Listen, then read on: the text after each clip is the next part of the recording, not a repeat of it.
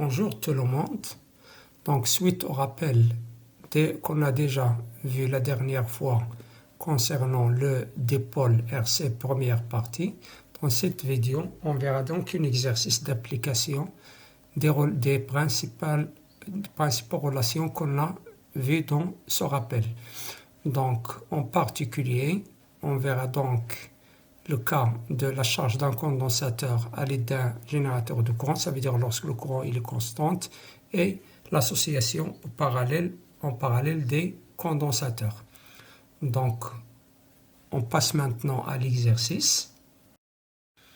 Donc, on considère le montage de la figure 1 constitué des éléments suivants, comme vous voyez sur le schéma, un générateur idéal de courant. Donc, qui dit générateur de courant, ça veut dire le courant il est constante, comme vous voyez ici, et 0 est constante. Un conducteur ohmique, R, et deux condensateurs C1 et C2 montés en parallèle.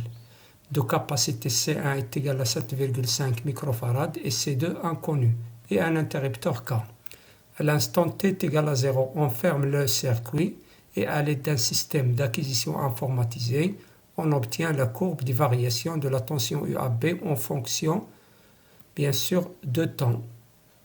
Bien sûr, UAB, c'est tension entre bornes de l'association des deux condensateurs. Alors, comme vous voyez, donc la courbe est une droite qui passe par l'origine. On a déjà vu ça dans le rappel. Alors, quel est l'intérêt de monter des condensateurs en parallèle? Deuxièmement, en exploitant la courbe de la figure 2, déterminer la valeur de la capacité CE, ça veut dire la capacité équivalente à l'association de CA et C2. Et enfin, en déduire la valeur de la capacité C2. Alors, avant de voir la réponse, je vous conseille de revenir au rappel et essayer de répondre à ces questions. Passe maintenant à la correction. Donc, quel est l'intérêt de monter des condensateurs en parallèle? Alors, je vous rappelle, on a parlé de deux cas, les montages en série.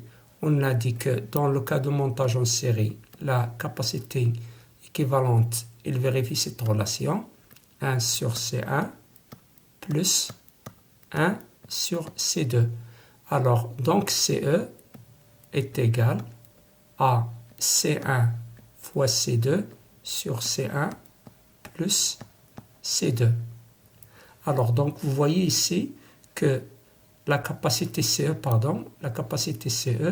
elle est inférieure à C1. Pourquoi? Parce que C2 sur C1 plus C2 elle est inférieure à 1. Et la capacité CE, elle est inférieure à C2. Pourquoi? Parce que C1, ce rapport-là, il est inférieur à 1. C1 sur C1 plus C2 est inférieur à 1. Donc, CE, elle est inférieure à C1, elle est inférieure aussi à C2. Donc, ce montage n'a pas, bien sûr, un intérêt, bien sûr, au point de vue d'augmenter la capacité de stockage d'énergie, car on obtient une capacité inférieure. Maintenant, dans le cas où on monte les deux capacités en parallèle, dans ce cas, on a vu que CE est égal à C1 plus C2. Et vous voyez ici, ce montage, il a augmenté la capacité, d'où son intérêt. Donc, l'intérêt de monter les condensateurs en parallèle est d'avoir une capacité plus grande, ou bien d'augmenter la capacité de condensateur et par la suite augmenter la quantité d'énergie stockée. D'où l'intérêt de ce montage par rapport au premier. Deuxième question, en exploitant la courbe de la figure 2, déterminer la valeur de la capacité CE du condensateur équivalent aux deux condensateurs C1 et C2. Donc, j'ai déjà parlé dans le rappel qu'à partir de cette courbe, on peut déterminer la capacité de condensateur. Alors, dans ce cas-là, Donc, nous allons d'abord remplacer ce dipôle AB par le dipôle équivalent. Donc, ça veut dire, si je remplace l'association des deux condensateurs par le condensateur équivalent CE, donc on aura la tension UAB, voilà AB, voilà la tension UAB, et le courant I0 qui traverse CE. Bien, alors, d'après la courbe, donc la courbe est une droite qui passe par l'origine, donc la courbe est une droite qui passe par l'origine,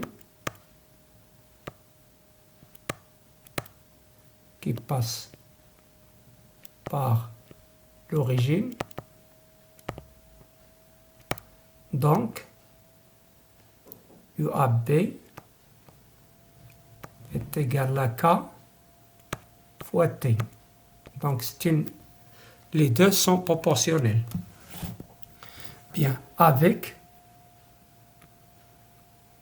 bien sûr, K, c'est le coefficient directeur. Donc on choisit deux points.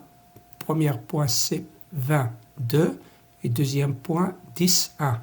Donc K est égal à 20, U2 moins U1, 20 moins 10, sur 2 moins 1, qui est égal, 20 moins 10 c'est 10, 2 moins 1 c'est 1, donc est égal à 10. Donc UAB est égal à 10 fois T.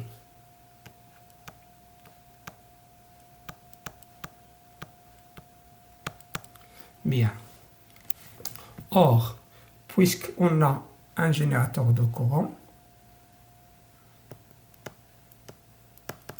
I0 est égal à QE sur T. Donc ici, on a un générateur de courant, QE, voilà QE, est égal à I0 fois T. Donc cela implique que QE est égal à I0 fois T. Or, on sait que UAB est égal à QE sur CE. Donc cela implique que QE est égal à CE fois UAB.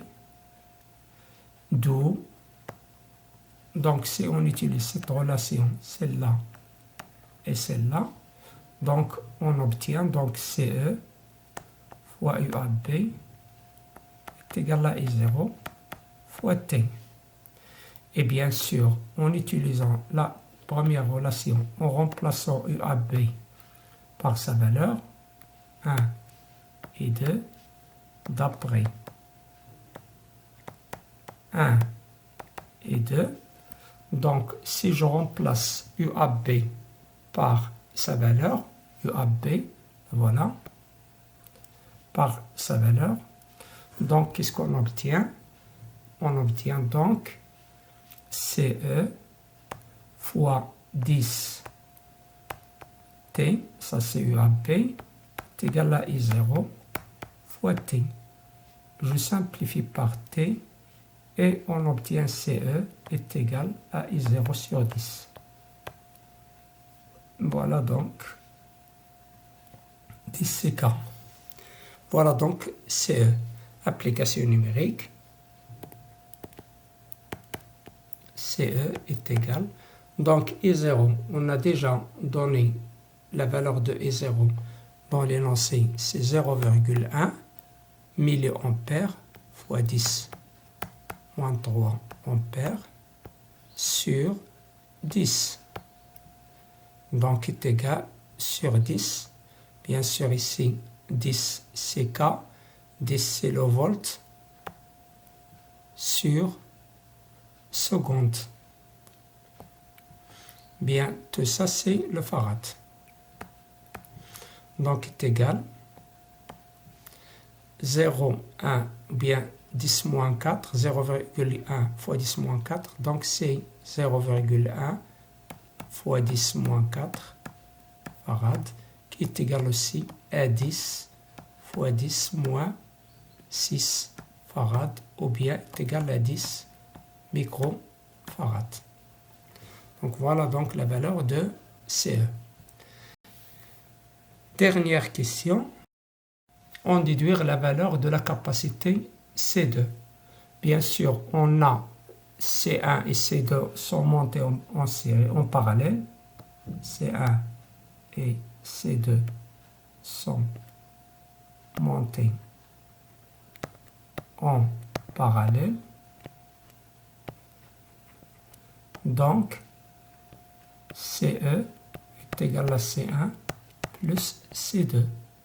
Donc, cela implique que C2 est égal à CE moins C1. CE est égal à 10 microfarad moins 7,5 pour C1 microfarad, donc est égal à 2,5 microfarad. Donc, merci de votre attention et à la prochaine vidéo, Inch'Allah.